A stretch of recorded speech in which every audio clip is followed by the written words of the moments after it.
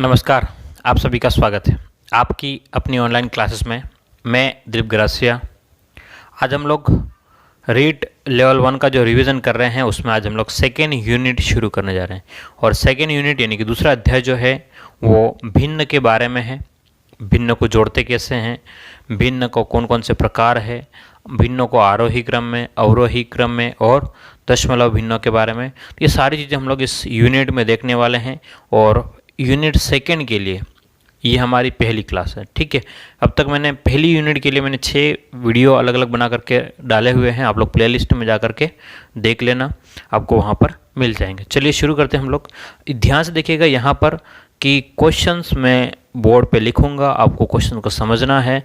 मैं क्वेश्चनों को आपको साथ में समझाऊंगा, एक्सप्लेन करूंगा और उसके बाद में हम लोग उसको सॉल्यूशन करेंगे, क्योंकि क्वेश्चन समझना ही सबसे ज़रूरी बात है। क्योंकि क्वेश्चन अगर समझ में आते हैं आपको तो क्वेश्चन आप सॉल्यूशन कर सकते हो, अदरवाइज नहीं कर सकते। रट करके कुछ भी नहीं किया जा सकता, ठीक है। चलिए तो देखते हैं आज का हमारा पहला प्रश्न। ध्यान से देखिएगा, क्वेश्चन नंबर पहला आज का ये है कि 368 अपॉन में 437 का सरलतम रूप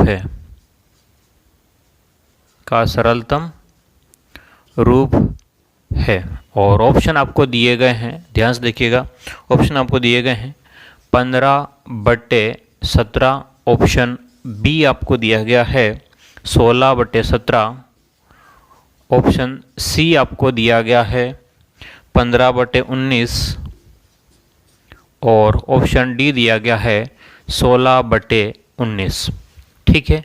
ये आपके सामने एक क्वेश्चन है। ध्यान से देखिएगा, क्वेश्चन नंबर पहला कि 368/437 का सरलतम रूप है और आपको 4 ऑप्शन दिए गए हैं। ध्यान से देखिएगा, अगर हम लोग इसको किसी पहाड़े से काटते हैं, समझना कि ये अगर हम लोग इसको डायरेक्ट सॉल्व करते हैं तो क्या होगा।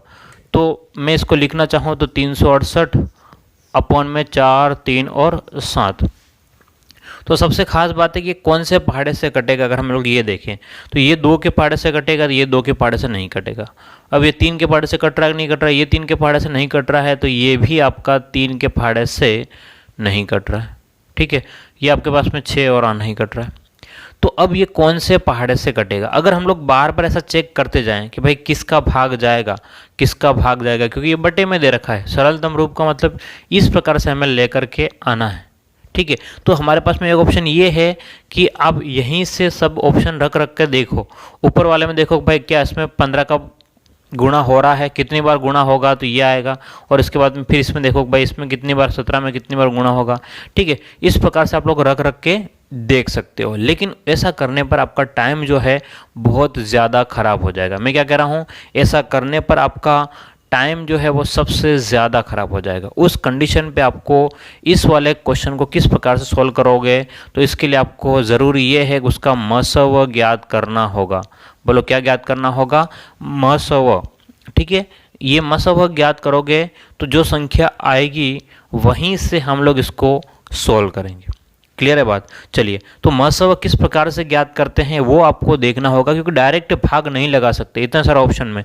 तो जब भी ऐसा आपको दिखे सरलतम रूप में लिखिए, आपको सीधा महत्व ज्ञात करना है। और महत्व ज्ञात करने का सिंपल सी बात यह है कि भाई 368 का भाग लगाना है किसमें, 437 में। बोलो कितनी बार, तो आप कहोगे सर एक बार। कितनी बार, एक बार। तो हम लोग 368 यहाँ पर कर दिया। ये माइनस करेंगे तो ध्यान से देखिएगा, माइनस करेंगे बोलो कितना हो जाएगा, ये 9 हासिल यहाँ चली जाएगी तो आपके पास में 7, तो 7 और कितना हो जाएगा, ये 6, ठीक है। तो ये 69 हो गया।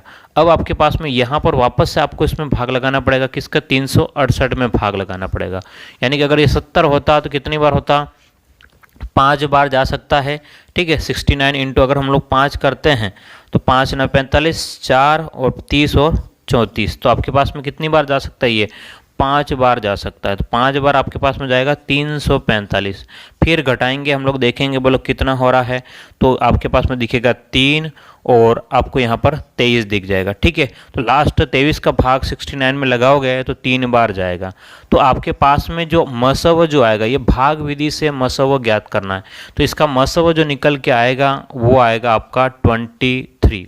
कितना निकल के आएगा, मसव 23 निकल के आ जाएगा। ठीक है, जिसको मसव नहीं आता है सीख लेना एक बार, क्योंकि यहाँ पर क्वेश्चन बिना मसव के सोल्व नहीं होगा। अच्छा, मसव क्यों ज्ञात किया, तो अब ये एक ऐसा पहाड़ा है 23 कि 23 के पहाड़े में ध्यान से देखना 368 भी आएंगे और 437 भी आएंगे। 23 के पहाड़े में 368 भी आएंगे और 437 भी आएंगे, इसलिए हमने किसका इसका मसव निकाला है।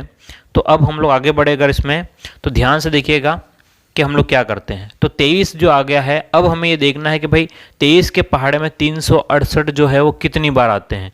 तो हमें ये देखना है कि 23 के पहाड़े में 368 जो है वो कितनी बार आएंगे। तो ऑप्शन, अब ऑप्शन से देखना भाई 5 के पहाड़े में किसी भी कंडीशन से 8 नहीं आएगा, 6 के पहाड़े में 8 आ सकता है और 6 के पहाड़े में 8 आ सकता है, यानी कि ऊपर या तो ऊपर होना 16 होना तय है, या तो 16 ये वाला हो सकता है या 16 ये वाला हो सकता है। अब हमें नीचे देखना है ध्यान से, नीचे कितना है। अब नीचे भी 23 का ही आपके पास में 23 के पहाड़े में हमें कितना चाहिए, ध्यान से देखिएगा कि हमें 7 चाहिए। तो 3 में मैं किसका गुणा करूं कि 7 हो जाए। तो अब आपके पास में एक तो ये है और एक ये है। तो अगर मैं 7 का गुणा करूं, ध्यान से देखना, 7 का गुणा करूं तो 7 3 21 हो जाएगा, एक आएगा एंड में, लेकिन हमें कितना चाहिए, 7 चाहिए। तो 7 की जगह मैं किसका गुणा करूंगा, मैं 9 का गुणा करूंगा, 9 तिया 27। ऑप्शन से चेक करना पड़ेगा, तो आपके पास में ऑप्शन कौन सा हो जाएगा, डी हो जाएगा, क्योंकि ऊपर वाला दोनों में आ रहा था लेकिन नीचे वाला जो है इसमें। अब अगर आप कहोगे सर हमको तो ये समझ में नहीं आया, बहुत जने ऐसा बोलेंगे सर हमको समझ में नहीं आया, तो जिसके समझ में नहीं आया ये तरीका ये तो करना ही पड़ेगा। ठीक है, अगर ये ऑप्शन निकालना नहीं आया जिसके समझ में, वो क्या कर सकता है कि 368 में भाग लगाएगा, किसका, 23 का। 368 में भाग लगाएगा, किसका भाग लगाएगा, 23 का। तो 23 के पहाड़े से एक बार, कितनी बार, एक बार, बोलो कितना, तो 3 और 1, आपके पास में ये 138 हो जाएगा। तो आप 6 बार करोगे तो 6 तिया 18, 6 दूने 12 और 1 कितना हो जाएगा, ध्यान से देखिएगा, 6 तिया 18 हासिल एक चले गए, 12 और 1 कितना हो गया, 13।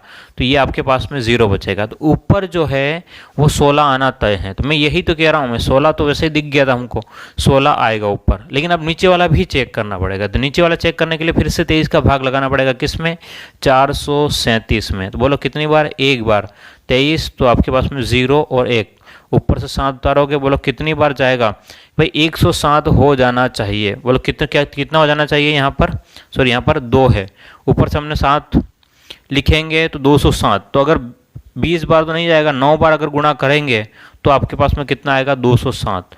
ठीक है, तो माइनस करोगे तो आपका 0 बचेगा। तो उस कंडीशन में 16/19 लिखोगे, लेकिन काफ़ी प्रोसेस लंबा हो जाएगा। मैं क्या कह रहा हूँ, प्रोसेस लंबा हो जाएगा, इसलिए आपको यहाँ भाग नहीं लगाना, ये वाला भाग नहीं लगाना है। इसकी जगह आपको सिर्फ चेक करना, क्या करना है, आपको आंसर चेक करना है। कैसे चेक करोगे, मैं वापस से कह रहा हूँ, सबसे पहली स्टेप आपको एलसीएम लेकर, सॉरी आपको एचसीएफ है ना, मसव का मतलब एचसीएफ होता है, तो एचसीएफ लेकर के आपको देख लो कितना आ गया, 23।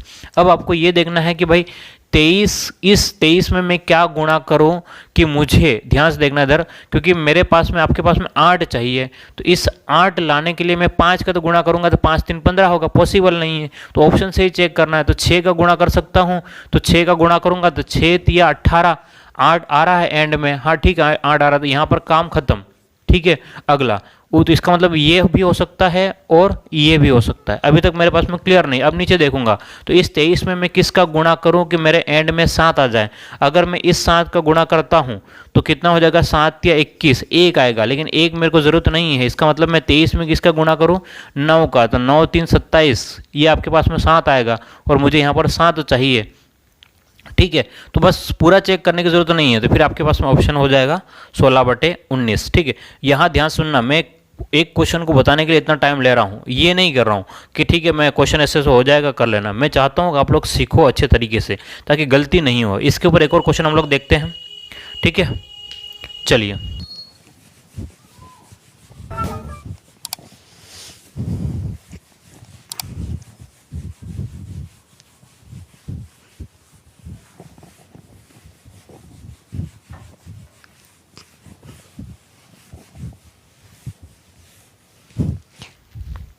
चलिए तो बात करते हैं हम लोग अगले क्वेश्चन की। एक और क्वेश्चन देख लीजिए ध्यान से, क्वेश्चन नंबर 2। ठीक है, यहाँ ध्यान सुनिएगा, क्वेश्चन क्या है कि 777 अपॉन में कितना है 1147 का सरलतम रूप क्या है, का सरलतम रूप क्या है। इसका सरलतम रूप निकालना है तो सरलतम रूप निकालने के लिए आपके पास में क्या है, ऑप्शन ए क्या है 17/19, ऑप्शन बी 19/21, ऑप्शन सी 13/29 और ऑप्शन डी 21/31। ठीक है, ये आपके सामने एक क्वेश्चन है, ध्यान से देखिएगा कि ये आपके सामने क्वेश्चन है। अब इसको किस प्रकार से आप सॉल्व करेंगे, सीधी सी बात है, क्वेश्चन सॉल्व करना है अगर, तो आपके पास में जब भी इसका सरलतम रूप है किसी भी पहाड़े में नहीं मिलेगा, मैं साफ कह रहा हूँ। आप ढूंढते ढूंढते हैं ना 2 3 4 से ढूंढते जाओगे तो नहीं मिलेगा, क्योंकि देखो 17 19 13 तो ये किसी पहाड़े में आते नहीं है, वैसा ही देगा और हम लोग वहाँ तक पहुँच ही नहीं पाएंगे। क्या कह रहा हूँ, वहाँ तक हम लोग पहुँच ही नहीं। तो इसके लिए आपको सबसे पहले क्या ज्ञात करना पड़ेगा, आपको मसव ज्ञात करना पड़ेगा। ध्यान से देखिएगा क्या ज्ञात करना पड़ेगा, मसव किसका, तो आपके पास में 777 का भाग लगाएंगे आप लोग, किस में लगाएंगे 1147 में। ठीक है, तो एक बार भाग जाएगा कितना 777, माइनस करोगे 7 में 7 0, अब 4 में 7 माइनस करोगे तो आपके पास में कितना हो जाएगा 7, हासिल यहाँ दे दो तो ये 8 हो गया, 9 10 11 370। अब ये 370 जो आया है, ध्यान सुनिएगा 300 उसका भाग लगाओ जो जिसमें स्टार्टिंग वाला जो था, मसवा ज्ञात करने का एक विधि है। तो 777 में कितनी बार 777 में अगर भाग लगाएंगे तो अगर 2 बार लगाते तो 600 और आपके पास में 2 बार चला जाएगा। ठीक है, 2 बार हम लोग भाग लगाएंगे तो 0 के 0, 7 दूनी 14 और 6 और 7, तो आपके पास बचेगा ये 7 और 3 37। तो 37 में हम लोग भाग लगाएंगे वापस से 370, तो बोलो कितनी बार जाएगा 10 बार, बोलो कितना जाएगा 10 बार 370, तो माइनस करेंगे 0। तो अब आपके पास में लास्ट वाला जब 0 आता है तो वो आपका मसवा रहता है, तो मसवा कितना हो गया 37। तो अब आपको चेक करना है ऑप्शन में कैसे चेक करोगे कि भाई मैं इस 37 में क्या गुणा करूं कि 7 आ जाए, इस 7 में मैं किसका गुणा करूं कि 7 आ जाए। ध्यान से देखिएगा, तो अब अगर 7 का गुणा करता, अगर ये ऑप्शन ये है ना, ये अगर 7 का गुणा कर 7 × 7 49, यानी कि इकाई अंक 9 आएगा, लेकिन मुझे कितना चाहिए 7 चाहिए, तो 7 का तो पॉसिबल नहीं है। ठीक है, आपको दिख जाएगा, धीरे धीरे आप प्रैक्टिस करोगे तो दिख जाएगा। वैसे मेरे को 9 से भी 7 9 63 वो भी नहीं होगा, 3 से 7 3 21। ध्यान से देखिएगा आपके पास में अगर मैं 37 में मैं अगर 3 का गुणा करूं तो 7 या 21, कितना 7 या 21 ये आपके पास में आ सकता है।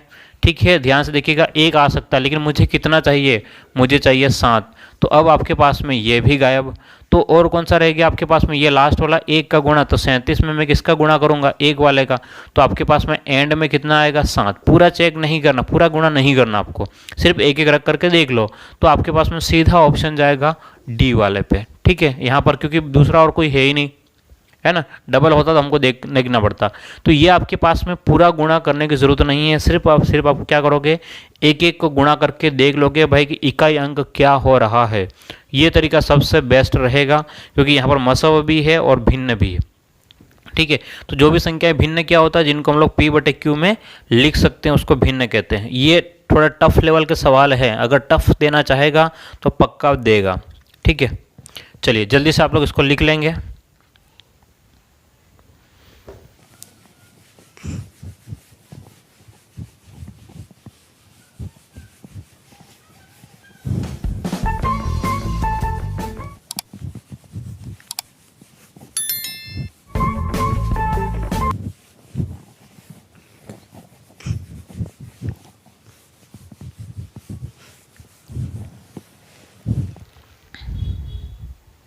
चलिए तो हम लोग आगे बढ़ते हैं। अब कुछ भिन्नों की जोड़ है, ठीक है, लेकिन उससे पहले मैं उचित भिन्न और अनुचित भिन्न समझाना था, बेहतर समझूंगा। तो अब कुछ जो बेसिक बातें समझा रहा हूँ वो समझिएगा कि मुझे भिन्न में 3 बातें समझानी है। एक तो भिन्न में समझाना है उचित भिन्न और दूसरा समझाना है अनुचित भिन्न। ठीक है, अभी इसके ऊपर भी क्वेश्चन बहुत सारे हैं, उचित भिन्न, अनुचित भिन्न, और एक और बात जो समझानी है वो क्या है आपके मिश्र भिन्न, मिश्र भिन्न। ठीक है, तो ये तीन बातें मुझे समझानी है, उचित भिन्न, अनुचित भिन्न और मिश्र भिन्न। तो ध्यान समझिएगा, उचित भिन्न है, भिन्न का मतलब है जिन संख्याओं को हम लोग p बटे क्यू में लिख सकते हैं। भिन्न का मतलब क्या है, जिन संख्याओं को p बटे क्यू में लिख सकते हैं, और q वाला भाग कभी भी जो है वो ज़ीरो नहीं होना चाहिए, q वाला भाग कभी भी ज़ीरो नहीं होना चाहिए, ये बात ध्यान रखिएगा। तो अब आपके पास में उचित भिन्न का मतलब क्या है कि जब भी हम लोग उचित भिन्न में ये है कि जब आपके पास में ऊपर की जो संख्या जो है वो छोटी होगी, अंश जो है, ध्यान से देखना कि अंश जो है वो छोटा होगा किसकी तुलना में, हर की तुलना में। अब ये अंश और हर क्या है, ठीक है, हो सकता है किसी को समझ में नहीं आए, तो ये ऊपर की जो संख्या रहती है उसको अंश यानी कि न्यूमरेटर कहते हैं, और नीचे की जो संख्या होती है उसको हर कहते हैं, डिनोमिनेटर। ठीक है, न्यूमरेटर या डिनोमिनेटर। तो अंश हमेशा ऊपर की संख्या छोटी रहेगी और नीचे की संख्या बड़ी रहेगी। जैसे कि एग्जाम्पल, जैसे मैं कह दिया 3/5 अंश बटे हर, तो ये आपका उचित भिन्न है। मैंने कह दिया 9/10, तो ये उचित भिन्न है। 11/13, तो ये उचित भिन्न है। ध्यान समझिएगा, ऊपर वाली संख्या छोटी है, नीचे वाली संख्या बड़ी है। अगली बात, अनुचित भिन्न में क्या होता है, ध्यान से देखिएगा कि यहाँ पर जो आपका हर जो है वो बड़ा होगा, हर जो है वो बड़ा होगा किसकी तुलना में, अंश, हर जो बड़ा है अंश की तुलना में। ठीक है, हर बड़ा होगा अंश की तुलना में, ये बड़ा होने का निशान। ठीक है, ध्यान से देखिएगा, जैसे कि मैंने कह दिया भाई कि 13/11, 10/9, और आपके पास में हमने जो एग्जाम्पल लिया था 5/3, तो ये आपके पास में जो है वो अनुचित भिन्न है। बोलो क्या है, अनुचित भिन्न। अब अगर अनुचित भिन्न को ही अगर सोल्व करते तो वो मिश्र भिन्न में बन जाएगा। जैसे कि 13/11 है, इसको हम लोग भाग लगाएंगे, किसका, 11 का भाग लगाएंगे 13 में, तो 11 एकम 11, माइनस का कितना बच गया 2, तो 11 सही 1 सही 2/11, तो ये जो लिखा हुआ है 1 सही 2/11 वो आपका क्या है, मिश्र भिन्न है। बोलो क्या है, मिश्र भिन्न। क्या मेरी बात समझ पा रहे हो? तो बस अब अगले जो प्रश्न है हम लोग इनके ऊपर देखने वाले हैं। उचित भिन्न का मतलब जब अंश छोटा हो हर की तुलना में, तो ये आपके एग्जाम्पल। अनुचित भिन्न का मतलब हर बड़ा हो अंश की तुलना में, तो ये आपके एग्जाम्पल है। और मिश्र भिन्न आपके पास में ये रहेंगे। ठीक है, अभी काफ़ी क्वेश्चन हम लोग इनके ऊपर देखने वाले हैं, जल्दी से आप लोग इसको लिख लेंगे और फिर हम लोग आगे बढ़ते हैं।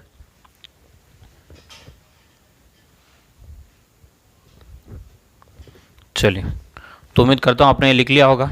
अब कुछ क्वेश्चन है वो भी देख लेते हैं हम लोग।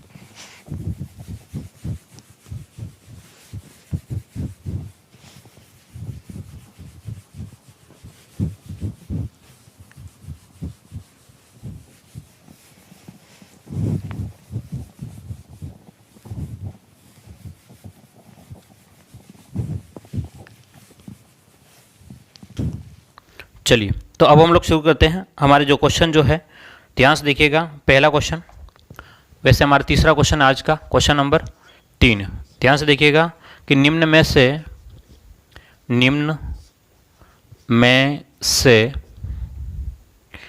अनुचित भिन्न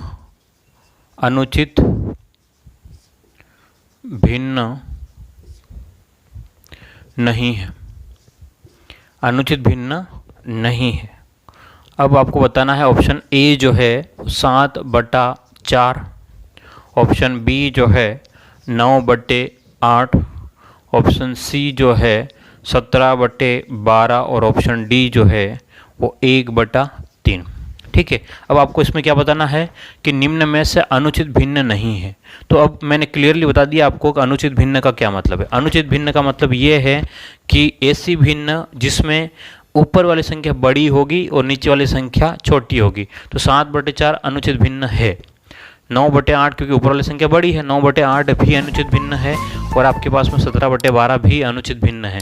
अनुचित भिन्न कौन सा नहीं है? तो ऑप्शन नंबर डी जो है आपका अनुचित भिन्न नहीं है। क्या मेरी बात समझ पा रहे हो? ऑप्शन नंबर डी जो है आपका वो अनुचित भिन्न नहीं है। इस बात को दिमाग में रख लेना।